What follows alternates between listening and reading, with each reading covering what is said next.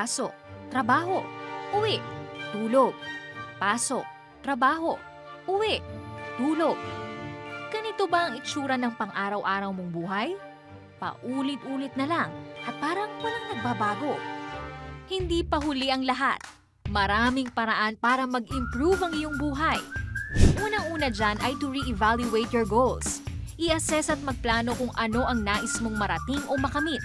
Mapa short-term man yan o long-term.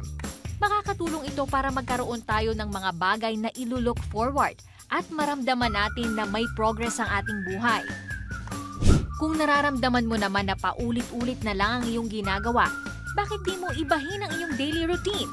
Pwede kang magdagdag ng panibagong activity tulad ng pag-exercise, pakikipag-bonding sa mga mahal sa buhay, o pag-explore ng iba't ibang mga hobbies. Panghuli, go out of your comfort zone.